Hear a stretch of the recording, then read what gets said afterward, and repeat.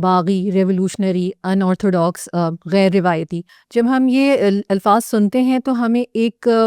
Negative feeling ہوتی ہے، ہمیں ہمارے ذہن میں ایک ایسی تصویر آتی ہے جو کسی تخریب کار کی ہوتی ہے، جو سسٹم کو چیلنج کر رہا ہوتا ہے. لیکن ہم کبھی رک کر یہ کیوں نہیں سوچتے ہیں کہ یہ جو چیلنج کر رہا ہے جس سسٹم کو،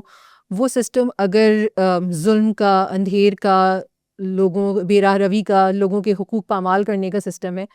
تو وہ باغی تو پھر ہیرو ہوا نا. اور اکثر ہم نے یہ دیکھا ہے تھرو آؤٹ اور ہسٹری کے جو آج کا باغی ہوتا ہے وہ کل کا واقعتاً ایک ہیرو ہی ثابت ہوتا ہے. اگر ہم سوچیں تو آج سے کوئی 1450 سال پہلے ایک شخص اٹھا تھا جس نے ظلم کے اور اندھیرے کے نظام کو چیلنج کیا تھا،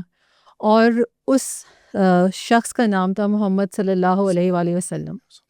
اور ہم سب ان کے امتی ہیں. اور شاید یہ شعر ہماری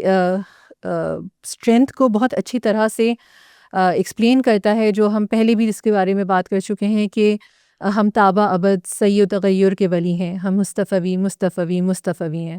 رسول کریم صلی اللہ علیہ وسلم سے بڑا پاور سٹیشن اس پوری کائنات میں کوئی نہیں ہے. اس پاور کی سورس کا سب سے بڑا اس دنیا کی تاریخ میں اگر کوئی اسٹیشن قائم ہوا ہے وہ رسول کریم صلی اللہ علیہ وسلم کی زندگی ہے. اور میں ایک اور بات ہمیشہ کہتا ہوں کہ ہمارے ساتھ سب سے بڑا ظلم یہ ہوا کہ ایک چیز کی بات تو پھر بھی اکثر کی جاتی ہے اور اس کے اوپر محنت بھی ہوئی ہے کہ جو قرآن سے ہمیں دور کیا گیا،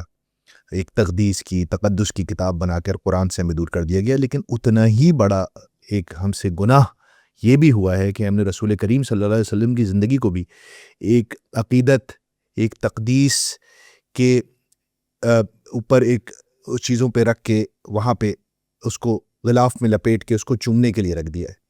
حالانکہ ریالٹی یہ ہے کہ رسول کریم صلی اللہ علیہ وسلم was a man of action. ان کی پوری زندگی آپ دیکھیں، مطلب آپ تھوڑا سا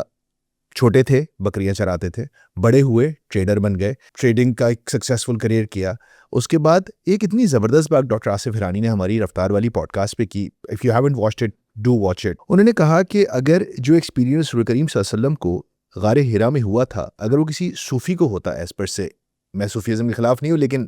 جو بات کہنے چاہ رہے ہیں وہ امپورٹنٹ ہے، تو وہ کبھی غار ہرا سے نیچے نہیں اترتا. لیکن رسول کریم صلی اللہ علیہ وسلم اس ایکسپیرینس کو پوری شدت کے ساتھ ایکسپیرینس کرنے کے بعد نیچے بھی آئے، پھر اس مشن کو لے کر لوگوں میں پھرے بھی، میٹنگز بھی کی، لوگوں کو دعوت بھی دی، پتھر بھی کھائے، مشکلات بھی برداشت کی، ہجرت بھی کی، جنگیں بھی کی، شادیاں بھی کی، سب کچھ کیا. He was a man of action.